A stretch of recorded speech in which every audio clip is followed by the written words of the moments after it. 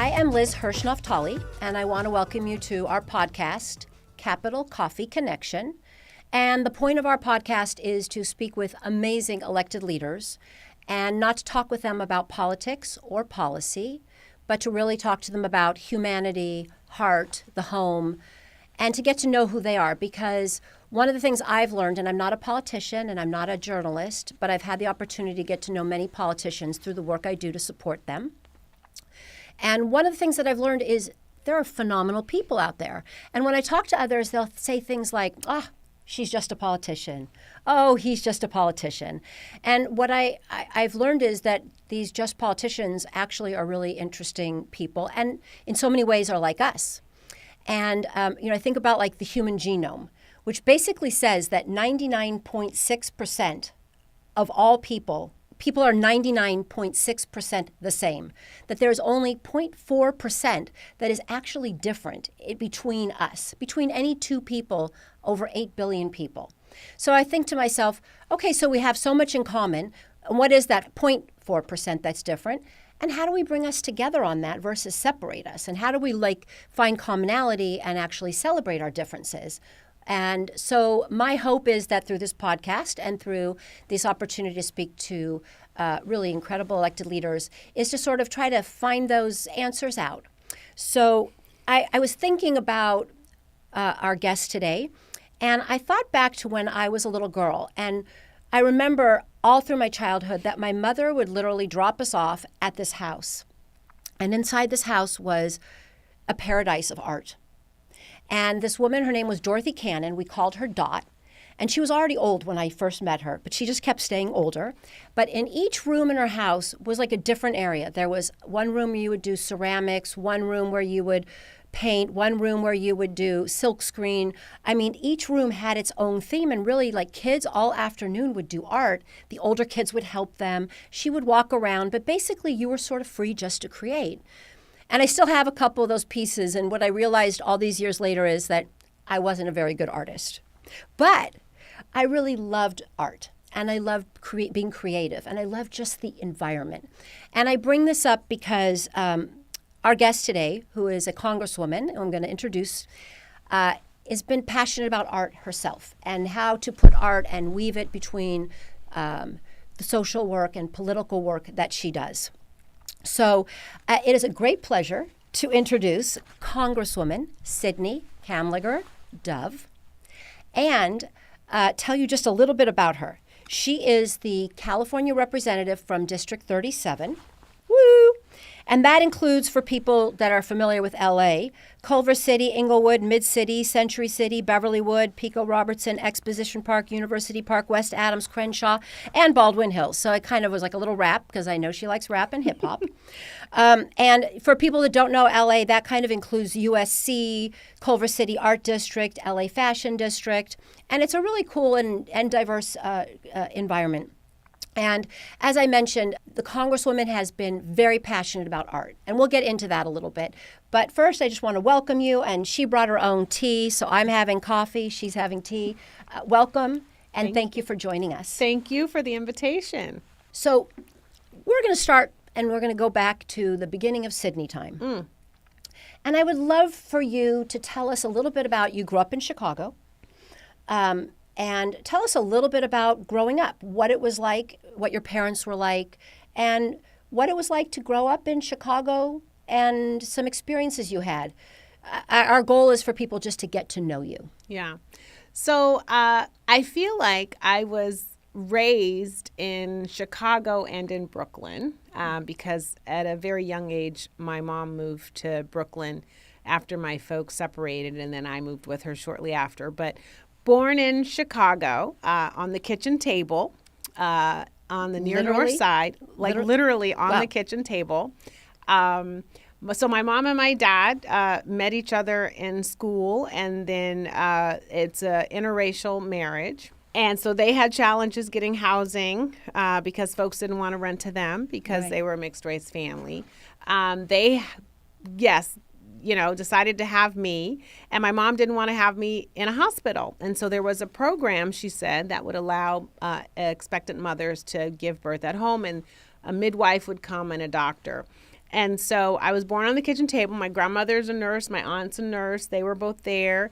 My dad's friends were there. And so one of them held the mirror so she could see me come out. And then my uncle and a friend were stirrups for her. And I popped out, and she made sure to have me while my great-great-grandmother was staying with her. Wow. And she had come to make sure that my mother had a clean apartment prepared for the birth of her first baby. And so she said even when she was pregnant, she had her like scrubbing the floors because she said, I can't have my baby come out here in a dirty apartment. And so it was a real sort of family thing. So I'm sorry, that was a great. 3 greats. Yes, Pretty 3 cool. greats. My Wow. great-great-great-grandmother. I called her Graham. And she was around up until I was 3. I actually have a photo of her. Amazing. And so born on the near north side with a bunch of hippies, and went to elementary school there. And I was a Brownie and a Girl Scout. And I went to St. Vincent de Paul for kindergarten. And I remember a crazy time when they sent us home because somebody had lice. And we went home with our heads all wrapped up in towels. And my mother was like, what is going on? But it was a great city, full of excitement and food and great music. Right. There was all the music festivals during the summer and Taste of Chicago.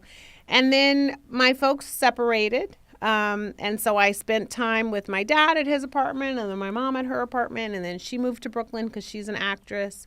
And then I followed her shortly thereafter. And I went to PS 11, which was an elementary school in New York, and then Summit Junior High.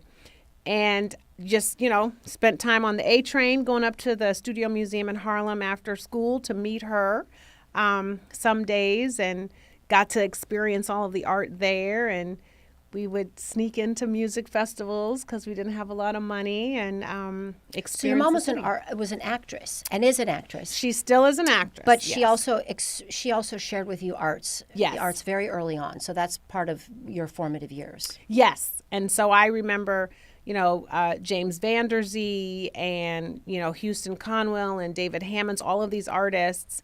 And as a little person, you're like, this stuff is crazy. I mean, Cindy Sherman is bizarre. Yeah.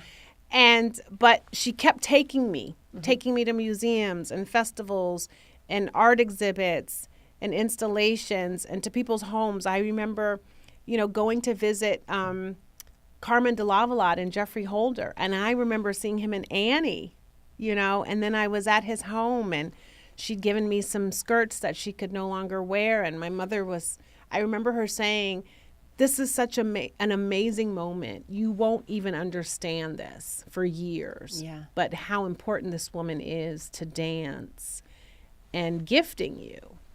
And so those were a lot of my experiences growing up. Amazing. And then if you switch to school, in high school, do you have a crazy memory of something that was phenomenal or something that was challenging or a special teacher that really believed in you? So I ended up going back to Chicago, and I went to St. Ignatius Prep, so a Jesuit school. And I remember being invited as a sophomore, which was very rare, to participate in a Kairos retreat. And so they were mostly for juniors. Right. And you go, and it's a transformative weekend where you kind of are broken down and built up, but it's really about service and your relationship to God. And your relationship to others, to humanity. And I was invited sophomore year. I think one of my teachers had suggested that I would be good. And it was an amazing experience. You're crying and you're thinking about who you are as a person and who you want to grow. And you're 15 And years you're old. 15. And what your role is on this earth.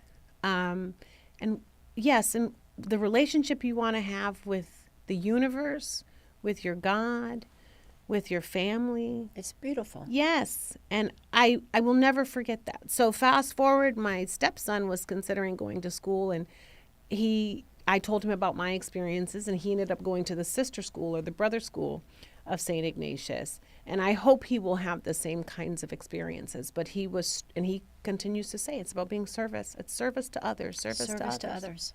Yeah. It's actually, look, I think young people love those opportunities. Yeah. But then they have to find the place that gives them the framework to Yes. do that. Yes. So that was, I will never forget that experience. And then we ended up going to do humanitarian work in the Appalachian Mountains in West Virginia. Interesting. And I remember going and seeing poverty like I've never seen before here in the United States, and helping a family clean their home. We threw out beds that were soaked in urine and feces, and this family with 5 kids, 3 of whom were born from an incestuous relationship with an uncle. Tough. Here, right here in our country. Yeah. And I remember the pastor saying to me, well, don't worry if someone calls you the N-word, because they've never seen black people. And I remember thinking that is such a lot of pressure to put on a 15-year-old to like figure out how to navigate that if that happens. So let's hope it doesn't. But I guess, okay, I'm on my own. And it never happened. Yeah. In fact, the little people who saw me were, I guess, so enchanted that they just wanted to hang out with me instead of having me clean the house. But that was also a really pure example of like what love and human connection can look and feel like when it's not interrupted by adult, paranoia or rhetoric. And so And when it's authentic. Yes. And so I spent a week there doing all kinds of humanitarian activities like that, and it was incredibly powerful. It's powerful to hear the story quite a few years later. Yeah. So then you carried on through in different careers, in different jobs before you entered politics. And again, art was always, and young people have always come together for you. Yes. And is that, do you believe, from your education, from these opportunities, and the combination of your mom? Absolutely. So my mom ended up getting married again to an artist. And so they're still happily married. That's nice. But yes, it was a combination of, in the house, that was what we talked about. When we would do family outings, they were to museums or events. And so I learned how to respect the arts and artists, and to also see them as storytellers, helping us navigate a very complicated world and inserting beauty or love, complication, all of that. And so I've never done anything without incorporating the arts into the work. So fast forward, I go to graduate school and I get my degree in arts management. I go to work at a nonprofit arts organization here doing murals. I then go to another nonprofit that works on political graphics. I then go into the movie industry, but that was short-lived because you never have any time to do anything else.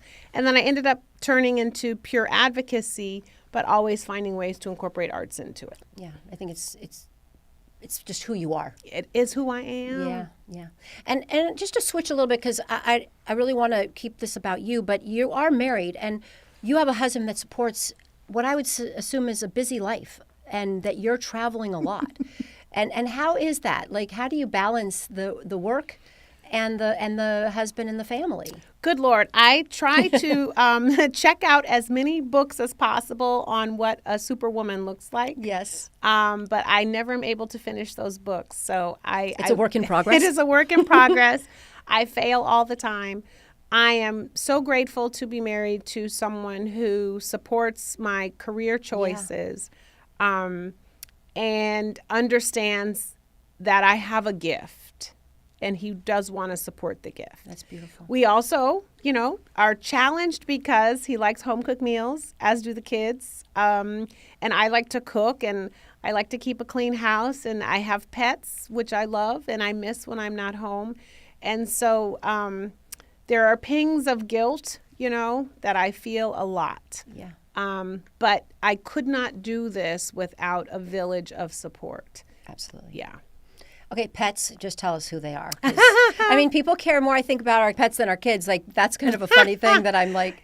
I started off with 2 dogs, and they both passed away. So I think we're still grieving. And now we have 2 cats. Okay. So we have sister Kesey, who's the oldest, and then baby Sable, who we just got. And Sable is, I think, 11 months, and Kesey is about 4 years old. They're rescue pets, and they are divas in their own right, and I just love them. So you have 2 kids, 2 divas, and a husband, and you're traveling a Yeah. lot. It's a lot. It's a lot. But I think even though you're trying to achieve being Superwoman, you're in the balance there. You're doing pretty darn good. I think so. No one's left yet. Yeah. The cats have not packed a little bag. I got you. They're got not going you. down the street. Good. But cats can be divas. Like, that's just kind of their nature. Oh, my I mean, I'm not goodness. trying to be anti-cat. No, It's actually they are. pro-cat. It's just acknowledging. So my husband was grieving that we got the cat to help with the dog because the dog was getting old, and then he's like, oh, I love the cat. And then the cat started to love me. So then he was like, I don't like this cat. The cat has to go. Then I got another cat to keep her company. And then she started sleeping with my husband. And my husband's like, I love this cat. That's great. And then, of course, the cat came back to me because I am the cat whisperer. So now he has contentious relationships with all the animals. With both cats. Yes. Yeah. Everyone's jealous of everyone. That's really the good. truth. Keeps it interesting. It does keep it interesting. Okay, so I'm going to switch a little bit and ask Okay. just some quicker questions, Okay. which are best advice you've ever received and maybe the worst advice you've ever received. Best advice I ever received, which I didn't take, was join a sports team when you're in school. Yeah. Yeah. You missed that opportunity. I missed that opportunity. And it is, I think anyone who's been part of a team just is better at doing team activities. Right. And team activities are called living nowadays. Mm-hmm. Yeah. The worst advice I ever received was, someone told me not to use, they said, why are you running for office? And he said, well, don't ever say that again. And I was like, okay, well, that was like 4 elections and, 4 campaigns later, and I seemed to be successful. So the that worst was advice bad. wasn't good advice. Correct. Okay. Who's your biggest cheerleader? My mother. Yeah. My mother, she sends me texts every day. She's so excited. She tells everyone. We were someplace and she was talking to the janitor and she's like, oh, my daughter, she's in Congress. Oh, and I was like, lady, this man does not care about this. But she is my biggest fan. And she's watched you because you were in California Assembly, Yes. California Senate. Like, you've really gone up and you've moved along. And listen, I think she should be very She proud. should. So funny story, when I first got elected to be on the community college board, I said, hey, will you come out for the election day party? And she's like, no, I'm busy. I was like, okay, well, this is a serious thing. She's like, I'm sorry. Then we have the swearing in. I said, well, you come to this. And she said, maybe, I don't know. She said, is this even for real? What is this? Wow. And I said, yes, the mayor is coming. It's for real. So she comes out and we have a big thing. The mayor is there. I say my stuff, my spiel, and I say, my mother's here, and please introduce yourself to her. And then at the end, she says, oh, I didn't even have time to talk to the mayor. All these people came up to talk to me. Why did they do that? I said, Mother, because I said in the microphone to introduce yourself to my mother. So she's like, okay, well, maybe when you run for the assembly. Well, maybe when you run for the Senate. So now she seems to be quite okay now that I'm in Congress. I love it.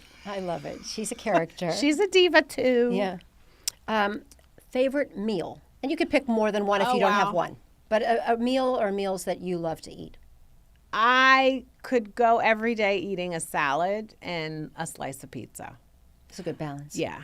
So I grew up as a vegetarian. I was a vegetarian for 26 years. And so vegetables, I think, are just part of who I am. My husband's like, a salad? If that was your last meal, it would be a salad? And I'm like, yes. Listen, it's, And what kind of pizza would you have? I'm a very basic girl. I could do deep dish because I'm from Chicago, or I could do a thin slice of cheese. But just a good Yeah. with tomato sauce and good cheese. Correct. Yeah, No I'm frills. with you on that one. No frills. Yeah. No frills. Yeah. Are you still a vegetarian? No. I guess I'm not. I guess as people can understand. For a while, I was trying to get pregnant, and so my doctor said, real iron. And so that didn't come to pass, but you can't go back. So now I just kind of slowly. I don't eat a lot of red meat, though. I think I still do more fish Yeah. and vegetables. You eat healthy. Yeah. Yeah. Plus in California. So you go to D.C., they have no good food in D.C. They have no good produce. People in D.C., I'm really sorry she just said that.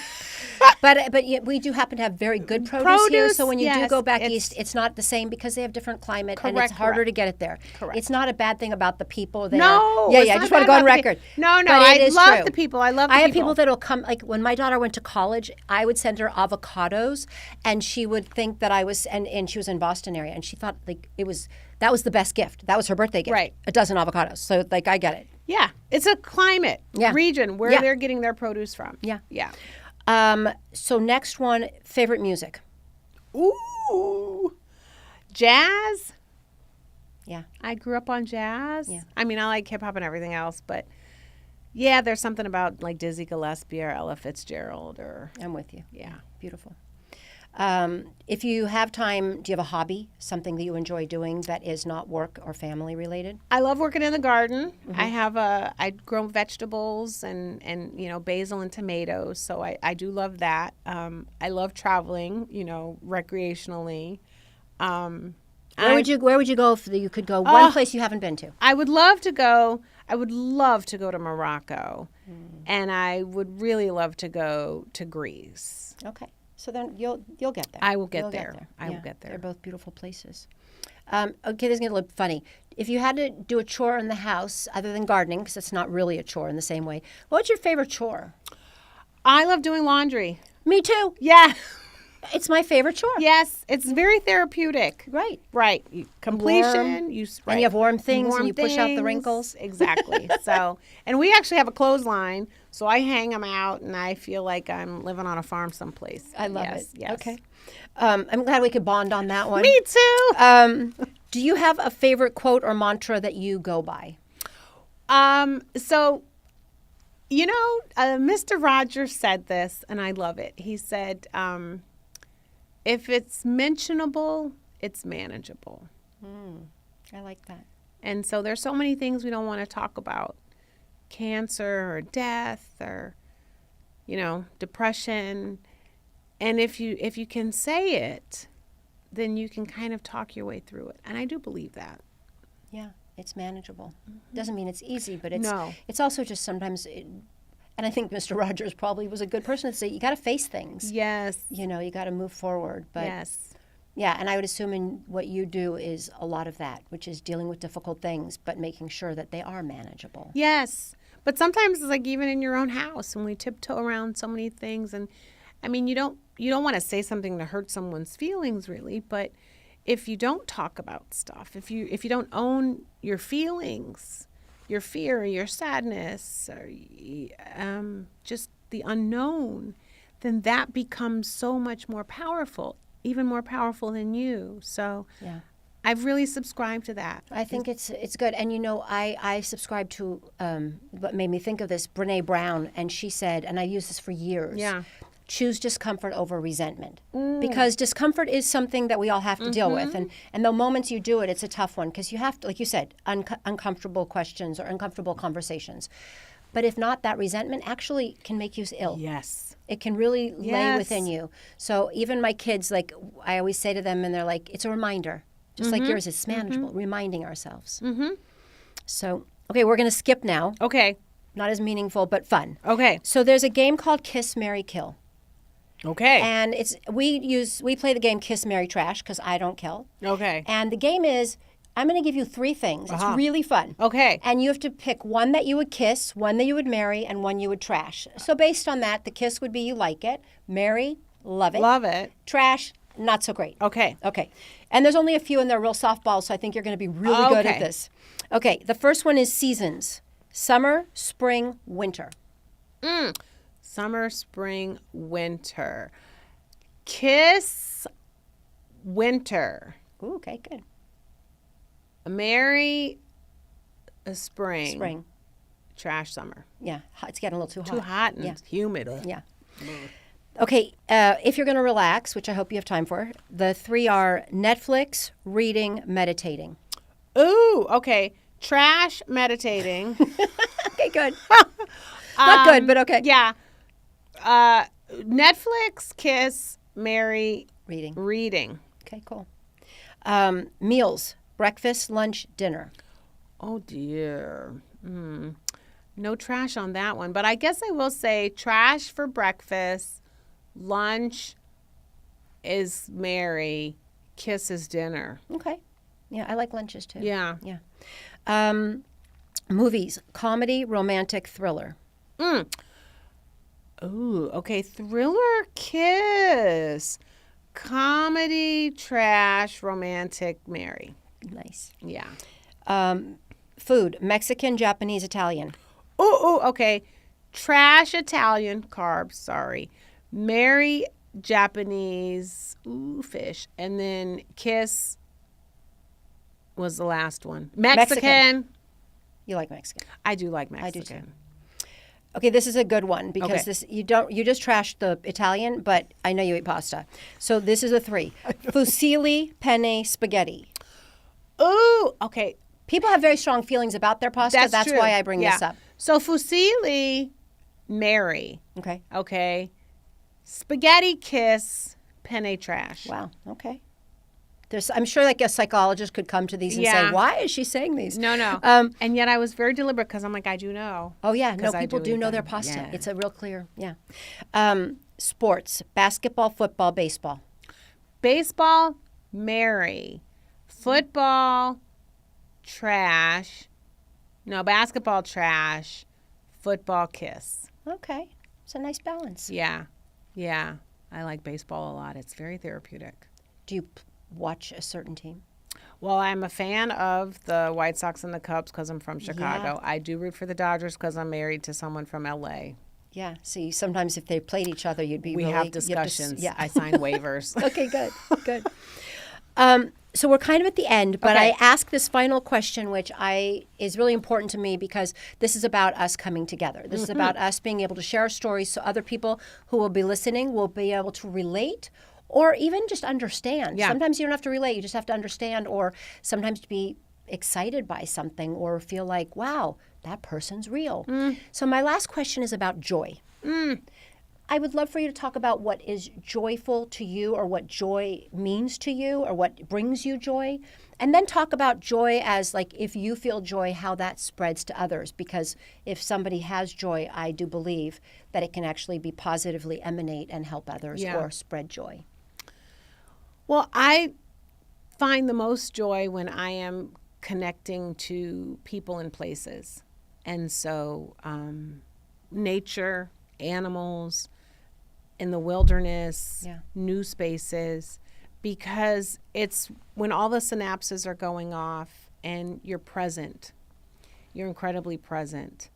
And that makes me happy, most happy probably, grass or mountains or trails, because I just feel closer to the universe. Yeah. And how we're supposed to live and how we're supposed to love, Mother Earth. And it brings me peace. And I think I share my joy. I'm actually a very happy person. I have a lot of stress, but I'm incredibly happy. And when I'm happy, I do see how it impacts everyone else. Exactly. And when I'm sad, and I tell my husband all the time, there's so much weight that I always have to be happy. But I do see the power. And so I try to live every day being really present and connected to everyone else because I want us all to live in joy. I want us all to live in joy. I will end there because hallelujah and thank you. I agree. Thank you so much for joining me. Thank you for having me. And continue to be doing what you do and spread joy. Thank you so much. Thanks. Hi, it's Liz. Please join me every Tuesday for coffee to talk about heart and humanity with our elected leaders. Ciao.